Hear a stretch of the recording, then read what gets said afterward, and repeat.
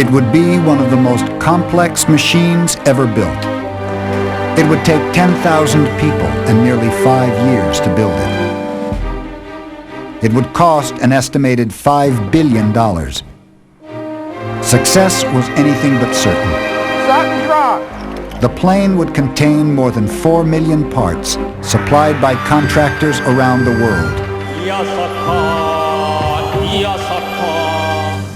But would they arrive on time? Miss your first commitment and then things start to go wrong. And would they work? From a technical point of view, I would not put this back on the airplane if I had a choice. Nothing could be left to chance. 154. This would be the most tested airliner in aviation history. Eventually, lives would be at stake. There's an apprehension anytime you change technology. To make it all work, the company would reinvent itself from the inside out. And all of this would have to happen at a time when the world's airline industry was in recession. If the 777 were to fail, the company's future was at risk. Success would keep Boeing ahead of the competition for decades to come. This plane would be built to set a new standard for commercial aviation. This is the story of the building of a 21st century jet.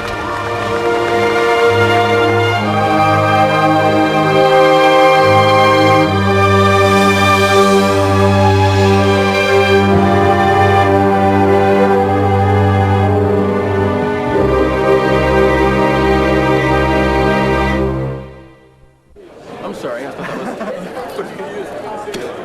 was... 300 people are boarding a flight from London to Washington, D.C.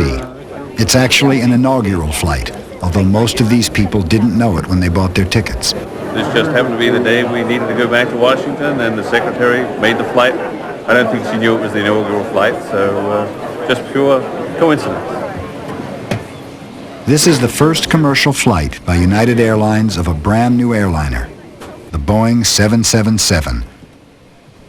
The chances are that anyone who travels to Europe or Asia will sooner or later fly in the 777, as this plane replaces the older 747s on many overseas flights. It's Boeing's 7th new airliner, and the company has staked its future on it. In economic hard times for the airline industry, Boeing hopes the 777 will keep the company prosperous well into the 21st century. To put it on, flip it over your head. But the investment and the risk are enormous.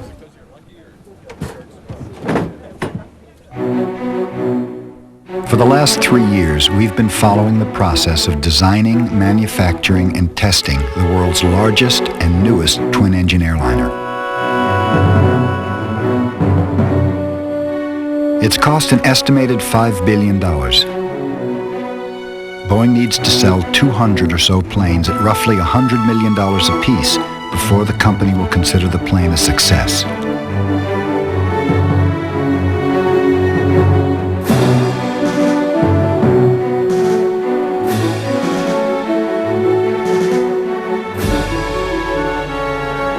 Back in mid-1992, Boeing began assembling and training the 10,000-strong team whose excitement and disappointments would punctuate the complex process of plane making. How are you?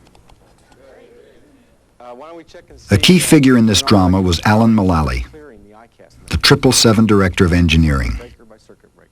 He had a boyish charisma, a fierce pride in his company, and he was determined that the new plane would succeed. Best airplane company in the world. But in the time since Boeing had developed its last airliner, the aviation industry had changed. It had become harder to hold on to a share of the market. What's different with the airlines? They have choices. They have choices. They haven't had so many choices before. All except the 747, Airbus has an airplane that can match every one of the Boeing airplanes. So they have choices for the first time in history. This new competition had come about because of a gap that opened up in the commercial aviation market. The airlines wanted a long-range plane that was smaller than Boeing's 747, So Boeing's two rivals started manufacturing new planes to fill that gap. Airbus with its A330 and 340, and McDonnell Douglas with the MD-11 and 12. The 777 comes somewhere between a 767, a 200-seater, and a 747, which can carry up to 425 passengers. When the company first decided to enter the race, they hoped they could expand the 767 in ways that would satisfy their customers. Boeing took these designs to various airlines. No one was impressed. British Airways, for example, dubbed this a chipolata sausage. In October 1988, the design team met with Boeing's senior executives. We had, at that time, I think, 7 product scenarios, all focused on a 767 derivative. And at the end of that 5-hour meeting, the simple question was asked, why haven't you looked at a new airplane? And our answer was, we really haven't done it yet. We'll go do the homework. And the next question was, when can we look at some data? And the answer was the last day before Christmas break in 1988. So we went back to our team, which at this time was about 200 people, and said, let's start working on a new airplane. Boeing had done all this before.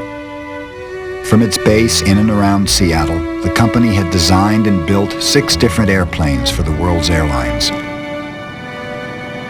By the end of 1988, they had decided it was time for a 7th, in spite of the huge financial risk this involved. And the risk would increase over the following years as the world moved deeper into economic recession.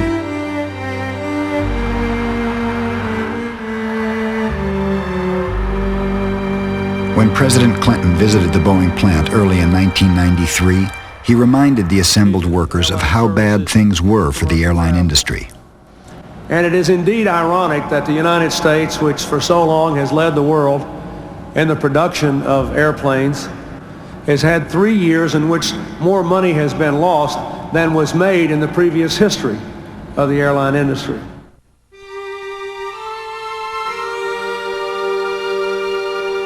The economic situation would prove a constant source of anxiety for the plane makers as they got underway on the 777.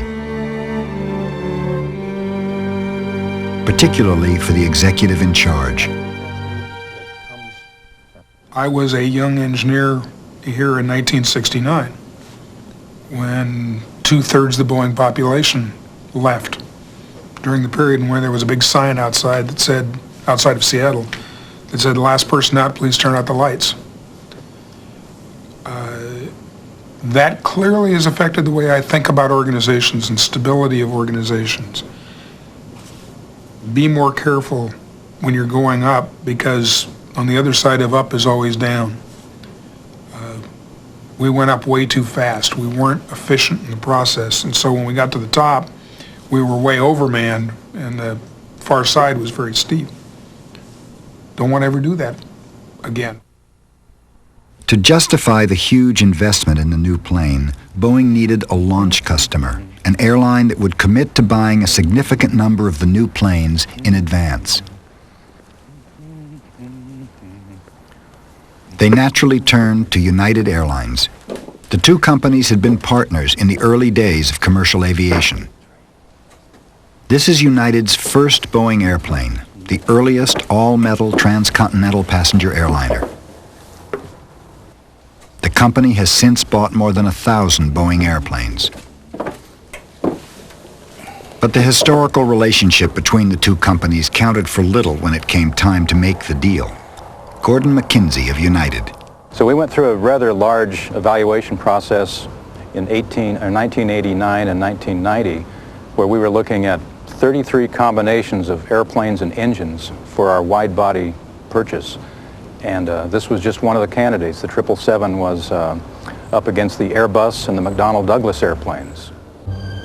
The sales campaign came to a head on the weekend of October 13th, 1990, when all 3 manufacturers, Boeing, Airbus, and McDonnell Douglas, were summoned to United headquarters in Chicago to make their pitches.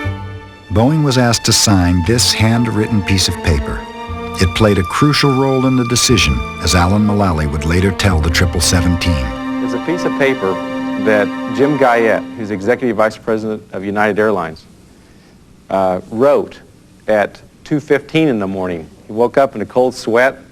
He's going to walk in and see Mr. Wolf, who's the chairman of the board of United. He had the chief financial officer that was voting for Airbus instead of Boeing, and he had to walk in and make his vote. What airplane should United Airlines go with for the next 30 years? It was a hard-headed and unsentimental business, with each of the three competitors in separate rooms, running in and out of a room full of senior United executives who were trying to make up their minds. An executive named Dick Albrecht led the Boeing sales force. Phil Condit, as leader of the 777 team, wondered whether he should go to Chicago too. I talked to Dick Albrecht, said, you know, do you need me there? And his answer, and I believe correctly, was no, I think we've got our pieces, we'll go try to put the deal together. So I said, okay, well, here's my phone number. I'm gonna be at my younger daughter's parents' weekend at Colgate University. And I'm available by phone. I'll check in. Well, it was emotional because when we went in there, I think it was a Thursday morning, we were told by the senior VP of Finance that we weren't leaving that building until the deal was done. So we'd all checked into local hotels, and we were there watching the sun rise over our corporate headquarters twice. After a while, I was reasonably certain that the phone was probably broken because it didn't ring. Sitting there watching it, nothing happened. So I called Chicago. They said, we're just sitting here, but we expect something in the next couple hours. You know, we went into 70 hours of nonstop negotiations.